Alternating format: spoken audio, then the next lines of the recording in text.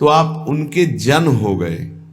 जन तभी माना जाएगा जब मन क्रम वचन त्रिशुद्ध सकल मत हम श्री हित हरिवंश उपासी। मन से, वचन से, कर्म से पूर्ण अपने आचार्य को समर्पित। आज कलिकाल में सबसे ज्यादा हानि हो रही है आचार्य के प्रति निष्ठा, गुरु निष्ठा, ये हटती चली जा रही। इसीलिए किसी में कोई विशेष दिव्यता, कोई आध्यात्मिक ऊंचाई नहीं दिखाई देती। बिना आचार्य कृपा के, बिना गुरु कृपा के स्थिति जागृत ही नहीं होती।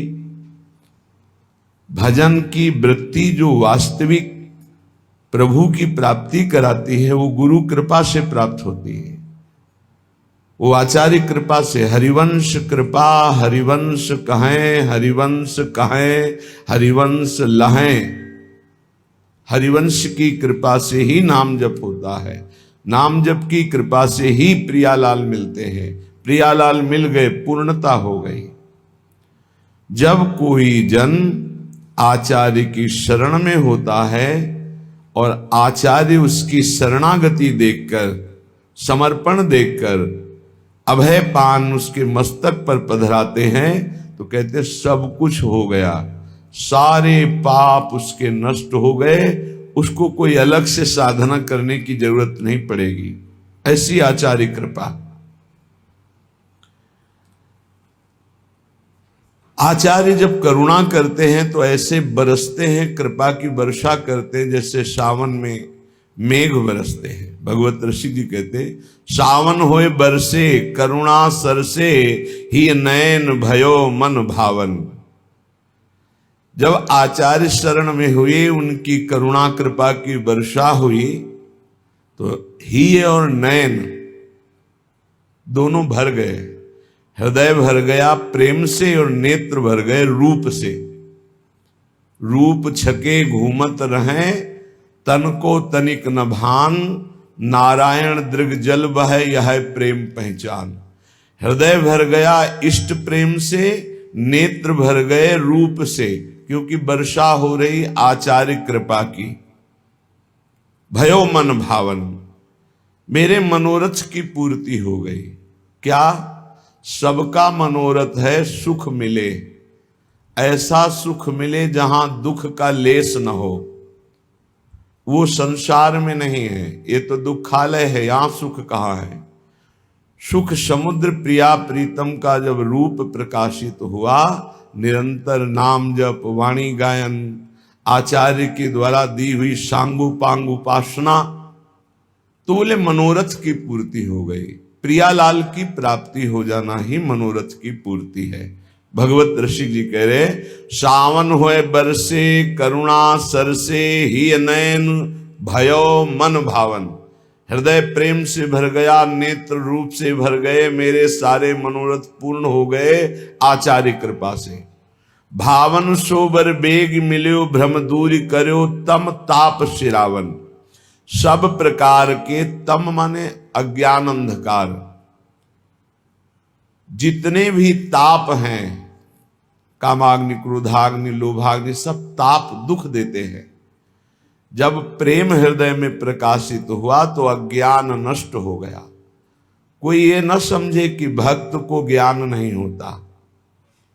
भक्त को जो ज्ञान विशुद्ध होता है वो शास्त्र ज्ञानी को भी नहीं होता है, क्योंकि भक्त का चित्त संसार से हटकर जब चित्त चोर प्रभु में लगता है तो प्रभु ज्ञान के समुद्र, वैराग्य के समुद्र, प्रेम के समुद्र, ऐश्वर्य के समुद्र, रूप के समुद्र, सब कुछ प्रकाशित हो जाता है।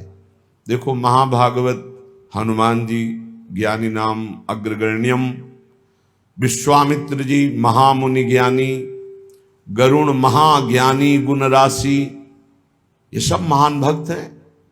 भक्त को विशुद्ध ज्ञान प्राप्त हो जाता है। तो तम माने अज्ञान, अज्ञान का आचार्य कृपा से नाश हो जाता है। दैहिक दैविक भौतिक ताप, काम क्रोधादि दोषों का ताप, ये सब मुक्त हो जाता है। समस्त भ्रमों को दूर करके प्रेम में उन्मत्तता प्रदान करने वाले, महल की टहल प्रदान करने वाले श्री ललितावतार श्री स्वामी जी महाराज। ये जो सहचर्या बड़ी सामर्थ्यशाली है। जो इनके चरणों में प्रणाम करता है, जो इनके चरणों में शरणागति स्वीकार करता है, तो उसकी ये दैन्यता दूर हो जाती है कि मेरे अंदर अमुक कमी है, ये दूर हो जाती है। कोई कमी नहीं रहती। पूर्णता, जैसे सखियों में पूर्णता होती है, ऐसे आचार्य उसे पूर्ण बना देते हैं। रसमय हरिवंश परम परमाक्षर श्री हरिवंश कृपा सदनम, कृपा के सदन, रस के समुद्र, उसे रस में डुबो देते हैं। इसलिए बड़े भाग्यशाली हैं जो आचार्य शरणागत हैं। श्रीपाद प्रबोधानंद जी महाराज कह रहे हैं, राधा कृष्णा वनधिक समौ रूप लावण्य लीला, वैदग्ध्याद्य निर्वधि मिथोर्वद्य गाढ़ानुरागौ, सांद्रानंदाम्बुधि रस चमत्कार धारां वहन्तौ, वृंदारण्ये परिचर मुदा नित्य सत्ता प्रकाशौ। अनधिक सम, कोई किसी से कम नहीं है। लाल मरकत मन छबीलो तुम जो कंचन गात, बनी श्रीहित हरिवंश जोरी उभय गुण गण मात। लालजू का लावण्य बढ़ता रहता है और लाडली जू का रूप बढ़ता रहता है। इसलिए श्रीपाद करे, राधा कृष्ण वनधिक समौ, कोई अधिक नहीं है, दोनों एक ही तत्व हैं। नागरी नौ किशोर, मिथुन मनस्य चोर, दोनों एक दूसरे के चित्त को चुरा रहे हैं। और दंपति रस समतुल, प्रिया प्रीतम समान रस से भरे होने पर भी गौरवर्ण श्री लाडली जू रसदात्री, लालजू रस भोक्ता। इसलिए लालजू में दैन्यता, प्रियाजू में गरूरता, रूप गरूरता। रूप लावण्य लीला वैदग्धि, जहां निरंतर अनुराग बढ़ाता रहता है। ये वृंदावन धाम बहुत जल्दी लाभ प्रदान करता है, प्रेम रूपी लाभ। बस यहां रहने से रह जाए। सबसे बड़ी बात है, कितना भी कष्ट मिले किसी वैष्णव की निंदा ना करे, कोई वैष्णव अपराध न बन जाए। बस धाम सब मंगल कर देगा। ये लाखों बार बात कही गई, पर भगवान की ऐसी प्रबल माया है कि और अपराध बने न बने, वैष्णव अपराध जरूर बन जाता है। क्योंकि जब तक देहाभिमान है तो वैष्णव अपराध बन जाएगा, जब तक ममता है तब तक वैष्णव अपराध बन जाएगा। ये अहम, ये ममत्व जब श्री जी के चरणों में समर्पित हो जाता है, फिर अपराध की गुंजाइश नहीं रहती। इसलिए कहा कि वृंदावन वास करने वाला यदि अभिमान छोड़ करके वास करे तो बहुत जल्दी वृंदावन के रहस्य को जान ले। वृंदावन यह विधि बसय तज के सब अभिमान, तृणते नीचो आपको जाने सोई जान। नहीं तो कहीं न कहीं दोष वर्णन हो ही जाता है, और जहां दोष वर्णन हुआ तहां माया का पर्दा लग गया। जो उपासना में सुख मिल रहा था, भजन में रुचि बढ़ रही थी, जो एक भगवत प्राप्ति का उत्साह जगा था, वो सब नष्ट हो जाता है। इसलिए महाप्रेम वर्धन प्रिया प्रीतम में करने की सामर्थ्य रखने वाला वृंदावन अपने लोगों के हृदय में प्रेम प्रकाशित कर दे, कौन से आश्चर्य की बात है। जो युगल सरकार की आनंद पूर्वक सेवा करते हैं और दैन्य भाव से रहते हैं, तो बहुत जल्दी प्रेम प्रकाशित हो जाता है हृदय में। पर अनन्य भाव धाम के प्रति जिनका आ गया, सर्वस्व भाव धाम के प्रति आ गया, सर्वस्व वृंदावन, प्राण वृंदावन, ये हम बड़ी जल्दी भगवत प्राप्ति देख रहे हैं। पूरा जीवन संसार में रहे, कृपा हुई, वृंदावन धाम आ गए, 4 दिन 10 दिन में शरीर छूटा और भगवत प्राप्त हो गए। कैसा आश्चर्य में लाभ। फिर आप वृंदावन का नाम रट रहे हैं, आश्रय लिए हैं, वास स्वीकार किए हैं, या वृंदावन के आश्रित होकर दूर से प्रिया प्रीतम की आराधना कर रहे हैं, आपको भगवत प्राप्ति नहीं होगी। हम तो देख रहे हैं ऐसे कि जो जीवन में भजन नहीं किए, जिसे भजन कहते हैं, और उनके पता नहीं करुणा निधान स्वामी जी की कैसी कृपा हुई, आए और चटपट श्री जी के पास चले गए। अहेतु की कृपा, अहेतु की कृपा। श्रीपाद कह रहे हैं, बहुत ऊंची निष्ठा की बात, कि हरि चरण प्रेमानंद कदम्बम विडंबयति। अब मेरे लिए विडंबना है हरि चरणारविंद का प्रेमानंद, हरि चरणारविंद का प्रेमानंद मेरे लिए विडंबना है। तुम्हारे लिए क्या है? राधा पदरस वन्यम, श्री राधा पदरस से अभिषिक्त होने के कारण मेरा मन अब हरि चरण प्रेम की तरफ भी नहीं जाता।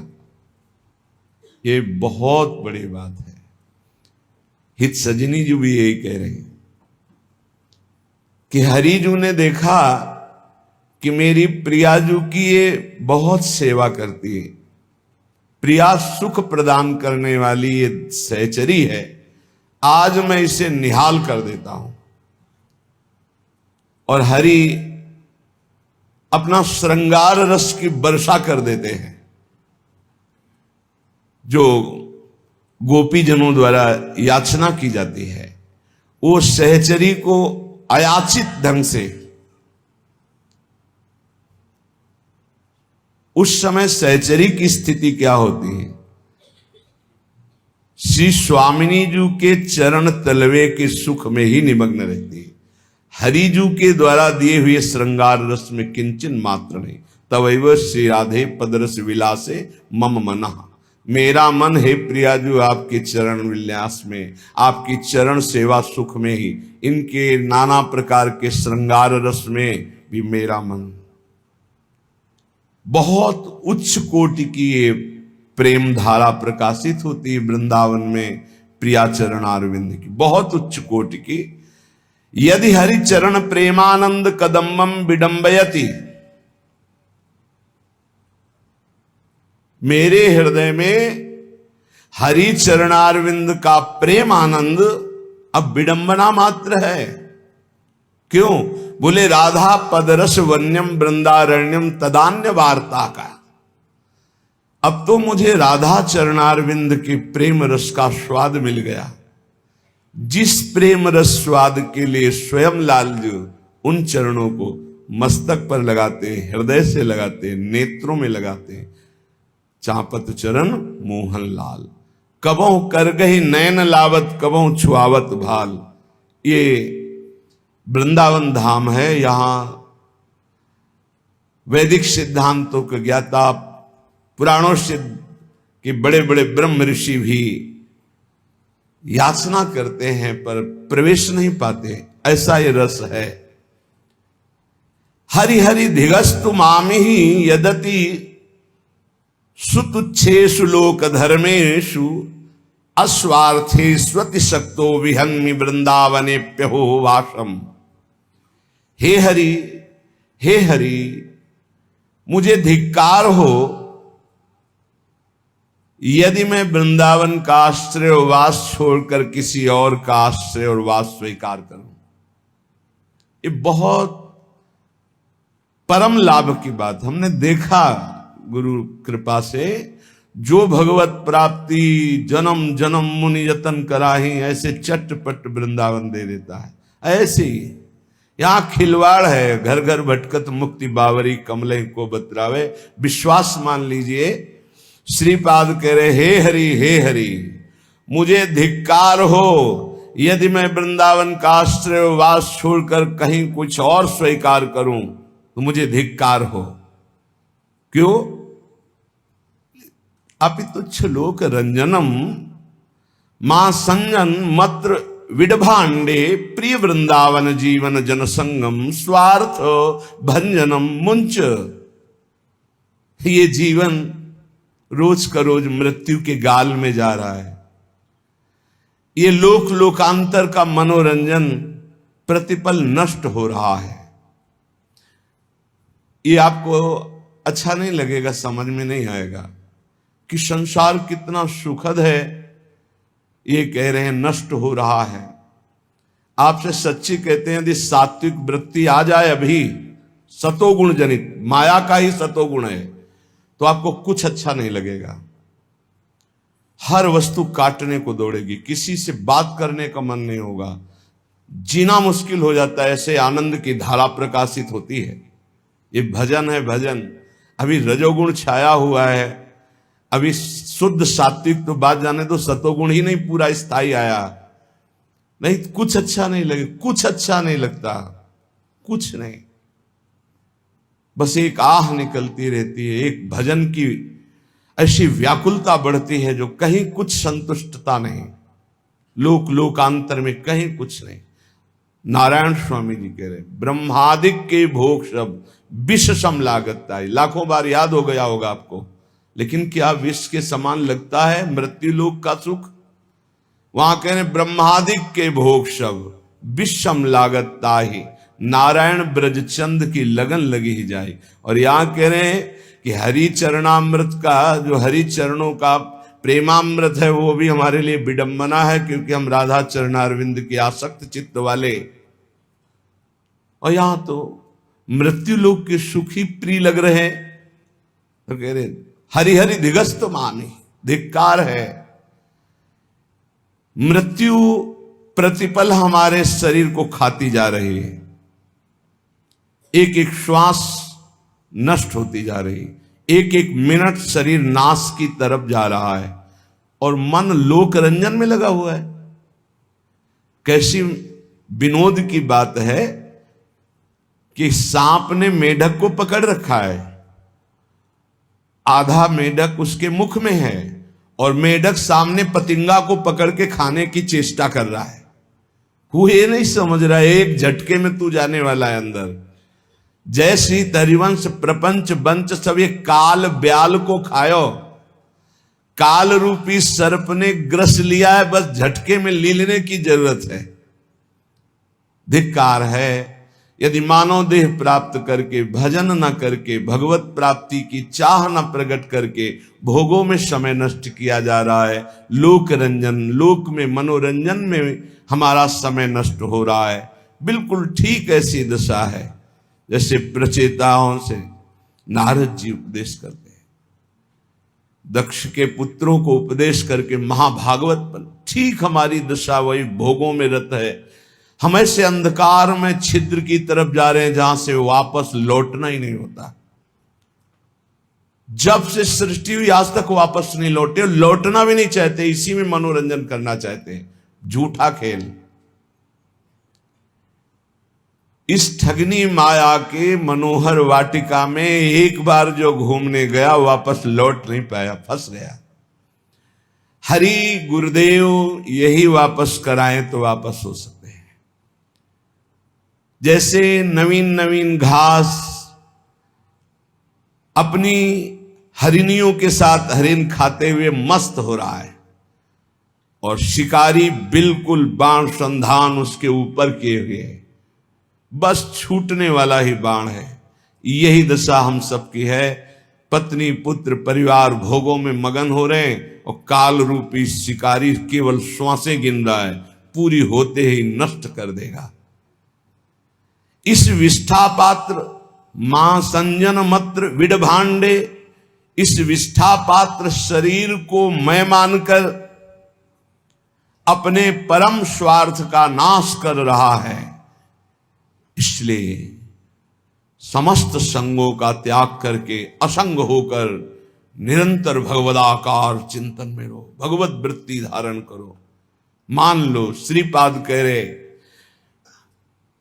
यदि इस जन्म में ऐसा नहीं किया तो बहुत पछताना पड़ेगा। बस दिन जा रहे हैं, दिन जा रहे हैं। रोज 2-4 बार दिन में ऐसी तैयारी होती है, जाना है श्री जी के पास, जाना है। हमें प्रतिपल ऐसी तैयारी में रहना है जैसे किसी को विदेश जाना है, अभी मकान भी बेच देते हैं, खेती भी बेच देते हैं, अब तो यहाँ रहना नहीं, जाना है। ऐसे ही अभी क्या समर्पण में कमी रह गई? कुछ अपना तो नहीं रह गया है, कहीं किसी का कर्जा तो नहीं है, कुछ देना तो नहीं है, कुछ लेना तो नहीं है, बिल्कुल फाइन, रोज का रोज बराबर, पता नहीं कब चलना हो। इसलिए बिल्कुल तैयारी रखो, ना किसी से द्वेष, ना किसी से राग। इसी जन्म में ऐसी स्थिति बना ले, ना कोई अपना ना कोई पराया, निरंतर भजन तो जीवन मुक्त है। श्रीपाद कह रहे हैं, अब मैं अपना जीवन व्यर्थ करने वाला नहीं, इस विष्ठा पात्र शरीर को मैं मानने वाला नहीं। यही परम उपदेश मां ने अपने पुत्र को दिया था। कोई बिरला ही मां होती जो ऐसा उपदेश देती है। जब बालक हुआ मदालशा जी के और वो थोड़ा विवेक, तो छोटी सी बात में जैसे रो देना, तो उन्होंने कहा क्यों रोता है रे? शुद्धो सिरे तात नतेस्ति नामो, बहुत सुंदर, कृतम हिते कल्पनया धुनैव पंचात्मकम देहमिदं नतेस्ति नैवाश्रुतम रोदसी कश्य हेतो। बेटा, धन्य है ऐसी मां जो अपने बेटे को ऐसा उपदेश करे, नहीं तो कितने ऐसे नौजवान भाई जो सत्संग सुनकर उत्साह में भरकर विषयों का त्याग करके घर गृहस्थी में ही रहकर भजन करना चाहते, पूरा परिवार उनका विरोध करने लगा। कैसा परिवार है? नरकगामी बनाने के लिए उत्साहित हो और अपने बेटे को परम पद में, सबसे ऊंचे पद में बैठने के लिए जब वो तैयारी कर रहा है तो तुम उसे गिरा रहे हो। तुम मां हो, पिता हो, सुहृद हो या दुश्मन हो। जाके प्रिय न राम वैदेही तजिए ताहि कोटि बैरी सम जद्यप परम सनेही। कोई भी हो, भगवत मार्ग मत छोड़ना, बड़े भाग्य से प्राप्त होता है। ये सब माया के पार्षद हैं जो मना करते हैं कि भजन न करो, पाठ न करो, सेवा न करो। देखो, असत क्रियाओं को मना नहीं करते, गंदी क्रियाओं को मना नहीं करते, भगवत क्रियाओं को मना करते। और धन्य है माता मदालशा जिन्होंने कहा, क्यों रोता है तू? शुद्धो सिरे तात नतेस्ति नाम। बेटा, तू शुद्ध आत्मा है, तेरा यह कोई नाम नहीं है, शरीर का नाम है। तू कल्पित नाम से युक्त पुकारा जा रहा है, तेरा नाम नहीं है, तेरा यह शरीर नहीं है।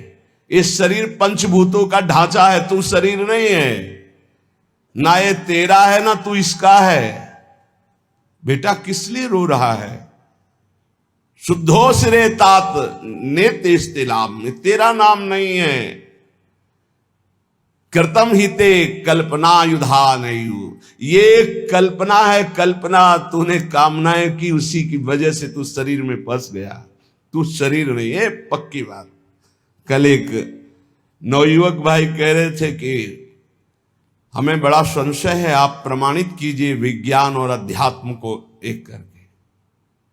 आज हम आधुनिक पढ़ाई पढ़ने वाले लोग हैं, हम कोरी श्रद्धा में नहीं फंसने वाले। प्रमाणित कीजिए आप कि आपका अध्यात्म सत्य है। कैसे प्रमाणित करें?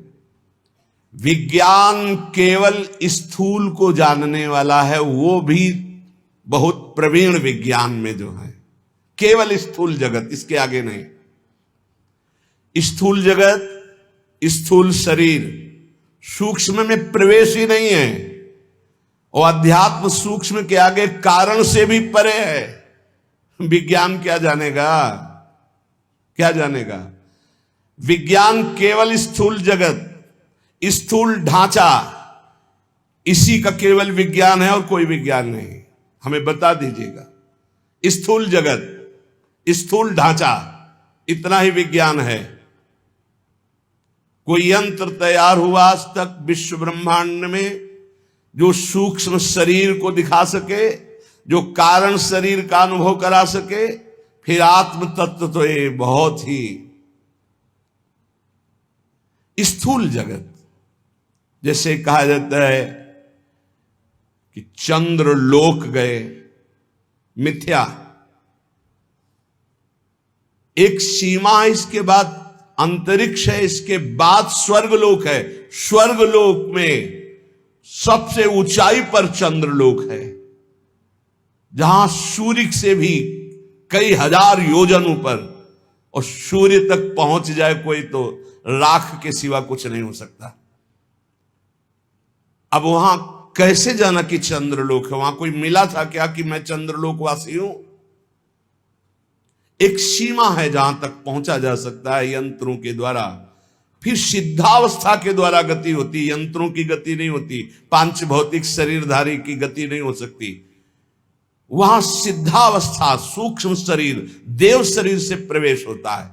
एक सीमा है, जिस सीमा में जाके आप बोल सकते हो चंद्रलोक, बोल सकते हो, कुछ भी बोल सकते हो, वो आपकी कल्पना है। आकाश के ऊपर जो स्वर्ग, महालोक, जनलोक, तपलोक, सत्यलोक, इन लोकों में सिद्धावस्था को प्राप्त महापुरुष पहुंचते हैं। स्थूल, जितना स्थूल, स्थूल यंत्र से स्थूल तक की, जहां स्थूल की सीमा समाप्त, वहां सिद्धावस्था में प्राप्त सूक्ष्म देहधारी महापुरुष जा सकते हैं। स्थूल शरीरधारी आज भी त्रिशंकु लटके हुए हैं बीच में। विज्ञान, जितने अस्त्र का निर्माण हो रहा है वो हमारे शास्त्रों में लिखे हुए हैं। कोई भी क्रिया जिसे ऑपरेशन कहा जाता है, और शल्य क्रिया शास्त्रों में लिखी हुई है। शल्य क्रिया क्या बिजली आज बनी है क्या? ये विद्युत प्रवाह तो कब से चला आ रहा है। जहां आपस में जल का घर्षण होता तो आकाश से बिजली नहीं गिरती क्या? तो विज्ञान बनाता कहां से है? हमारे शास्त्रों से ही तो। लेकिन स्थूल मात्र को, सूक्ष्म को नहीं, ना बना पाया है ना बना पाएगा। अरे बोले विज्ञान ने हवाई जहाज बना दिए, तो पेट्रोल वाले बनाए ना, डीजल पेट्रोल, ये पढ़ते होंगे ना। ऐसे विमानों का ब्रह्म ऋषियों ने निर्माण किया जिसमें न ड्राइवर की जरूरत है न पेट्रोल डीजल की जरूरत है। ए पुष्पक चलो अयोध्या, चल गया। पुष्पक रुक जाओ, पुष्पक रुक गया। और ऐसे एक विमान नहीं, असंख्यों विमान देवलोक में हैं, पर पहुंच नहीं। कोई ललकारे ना अध्यात्म को। जहां से भौतिकवाद समाप्त होता है वहां से अध्यात्म प्रारंभ होता है। जहां विज्ञान हाथ खड़ा कर देता है वहां से प्रारंभ होता है अध्यात्म। अध्यात्म को कैसे है? इसलिए पुत्र तू रो मत, तू शुद्ध आत्मा है। बहुत भी जब आके ज्यादा छाटने लगते ज्ञान विज्ञान ना, तब सीधी बात होती कि 3.5 हाथ के शरीर में रहते हुए कितने साल हो गए तुम्हें? बोले 40 साल। 40 साल में 1 सेकंड भी अपने से मिले हो? कल एक प्रश्न करता कर, हम कोरी श्रद्धा पे विश्वास नहीं करते, जिसको हमने देखा नहीं उसको हम मानते नहीं। तो तुमने अपने को देखा? देखा अपने को? अब चुप। मानते हो ना तुम हो? हाँ। कौन हो? पता नहीं। इतने मूर्ख हो कि तुम्हें अपना पता नहीं, तो तुम तत्व को क्या जान जाओगे? भगवान को क्या जान जाओगे? अध्यात्म को क्या जान जाओगे? ये खिलवाड़ नहीं है। अध्यात्म को खिलवाड़ मत समझो। ये जो भगवत मार्ग के पथिक हैं इनको ऐसा मत समझो कि ये सांसारिक रहस्य को ना जानने वाले, ये क्रियाओं के कर्ता ना हो करके बैठ करके मांगते खाते पड़े रहते। नहीं, जहां तुम्हारी सोच नहीं वहां हर समय स्थिति रहती है। जो वास्तविक भगवान के मार्ग में चलते हैं। तुम समझते हो हम बहुत कार्य करने में प्रवीण हैं। 1 घंटा हम बता दें, एक बिंदु पर अपने मन को लगा के दिखाओ, 1 घंटा काम करके दिखाओ जो 24 घंटे किया जाता है। जो संत महात्मा 24 घंटे कार्य करते हैं, तुम 1 घंटा करके दिखाओ। क्या? सर्वस्व भूल करके, देह भाव को भी भूल कर एकमात्र सच्चिदानंद में हाहाकार मचा देगा। मन हाहाकार मचा देगा। हाँ, इसे लगा सकते हो 1 घंटा टीवी चला के हाथ में माला लेके, 1 घंटा देह भाव का विस्मरण करके परमात्मा तत्व में स्थित होना। मजाक समझा जाता है अध्यात्म को, अभी समझा नहीं। शुद्धो सिरे तात न तेस्ते नाम, जो पहले भी था वही मध्य में था, वही अब है, वही रहेगा। उसका ना कोई नाम है, ना कोई रूप है, ना कोई भेष है। वो कौन है? बोले शुद्धो सिरे तात न तेस्ते नाम, कृतम हिते कल्पन याधुनैव, पंचात्मकम देहमिदम न तेस्ति, नई वास्तु तुम रोदसी कस्य हेतु। बेटा तू क्यों रो रहा है? तो शुद्ध बुद्ध परमात्मा अंश है, परमात्मा स्वरूप है। ये 5 भौतिक देह तेरा नाम नहीं है, ना तू देह है, ना ये तेरा देह है, ना देह का नाम तेरा है। किसके लिए रो रहा है? धन्य है माता ऐसी जो अपने पुत्र को शुद्ध ब्रह्म ज्ञान का उपदेश दिया। नवा भवान रोदिति वै स्वजन्मा, शब्दो यमासाद्य महिष सूनुम, विकल्प माना विविधा गुणास्ते, गुणाश्च बहुता सकलेन्द्रियेषु। तात तू समझ, ये रोना भी क्रिया तेरे में नहीं हो रही। तू आनंद स्वरूप है, तेरे में रोना कभी हो ही नहीं सकता। राजकुमार, ये तेरे शरीर का संबोधन किया जा रहा है, तेरा नहीं। ये इंद्रियां तेरी नहीं, तू इंद्रियों का नहीं, तो शुद्ध बुद्ध आत्मा है। तेरे में ना गुण है ना अवगुण, तो गुण और अवगुण दोनों से अतीत सच्चिदानंद स्वरूप है। देख, जो इस जगत में दुर्बल हो जाते हैं, उन्हीं के ऊपर भूतों की आवेश वृत्ति होती है, दुखों की होती है। तो निर्बल नहीं तो सबल। जब चीख चीख के कहते हैं तू भगवान का अंश है, भगवत स्वरूप है, तू सब कुछ कर सकता, हिम्मत कर। जरा सी हार हो गई, जरा सा नुकसान हो गया, बोले आत्महत्या कर लेंगे, आत्महत्या कर लोगे। तुम समझते हो तुम कौन हो? भगवान का स्वरूप हो, भगवत स्वरूप हो। बेटा, इस जगत में जो दुर्बल बन गया मारा गया, दुर्बल नहीं, कभी परास्त नहीं होना, हारने पर भी परास्त नहीं होना। मैं भगवत अंश हूं। कोटि जन्म लग रगर हमारी, बरौ संभनत रहो कुमारी। करोड़ जन्म तक मैं आराधना करूंगा और अपने इष्ट को प्राप्त करूंगा, मैं परास्त होने वालों में नहीं। ऐसा ये अन्न जल खान पान तेरा नहीं है, प्राणों का पोषण है। धन्य है मां, कैसा सुंदर वेदांत। 5 भौतिक शरीर की पुष्टि होती है इन अन्न जल और भोजन पदार्थों से, तेरी नहीं। तू शुद्ध आत्मा है, तुझे किसी भी पौष्टिकता की जरूरत नहीं। ना आत्मा की वृद्धि होती है, ना क्षय होती है, वो एक रस होता है।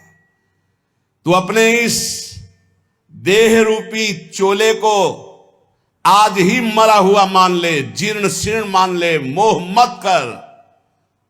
शुभाशुभ कर्मों का परिणाम ये देह है, तू नहीं। बिल्कुल अमृतमय बात।